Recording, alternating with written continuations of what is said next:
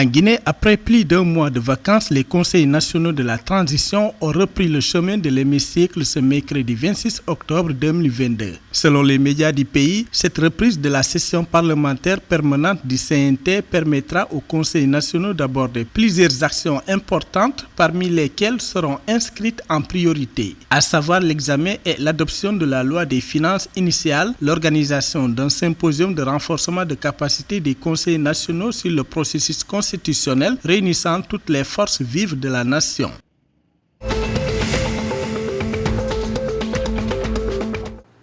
L'État du Ghana a annoncé mercredi 26 octobre qu'il va mettre en œuvre des décisions audacieuses et délibérées dans les prochains jours pour faire face à la crise économique du pays. Notant que le Ghana est confronté à une crise économique qui doit être abordée dans différentes dimensions, l'exécutif a déclaré que le premier et le plus important problème qui affecte la confiance dans l'économie est de s'assurer que le pays a la discipline budgétaire et la viabilité de la dette. Le Ghana a été en proie à une inflation galopante, à une dépréciation de la monnaie et à de nombreux autres défis économiques ces derniers mois.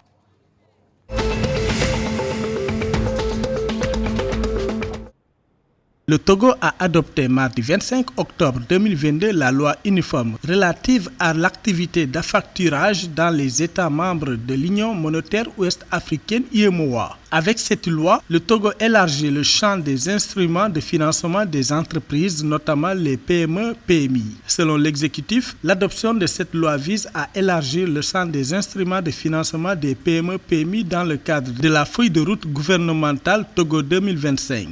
Le recours à l'affacturage est avantageux pour les entreprises en matière de sécurisation et de financement. Cette technique constitue également une solution pérenne de financement à court et à moyen terme.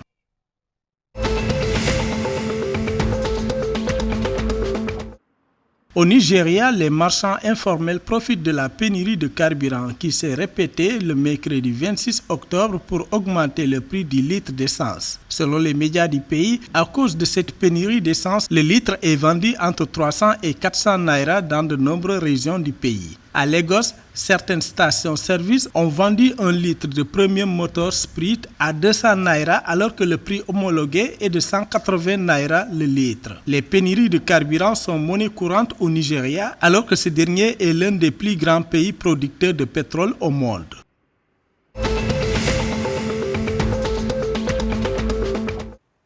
Le gouvernement du Sénégal a déclaré mercredi 26 octobre que l'agriculture consomme l'essentiel des volumes d'eau douce extraits définitivement ou temporairement des sources souterraines ou de surface. Selon le ministère de l'eau et de l'assainissement, l'agriculture est de loin le secteur le plus consommateur d'eau, représentant 72% des prélèvements d'eau dans le monde. Au Sénégal, ces prélèvements pourraient avoisiner 90% selon les estimations. L'exécutif a souligné que l'accès à l'eau pour les autres systèmes alimentaires comme la pêche artisanale, l'élevage extensif, les cultures de décrue ou encore les besoins des écosystèmes naturels représentent entre 25 et 46% à l'échelle mondiale.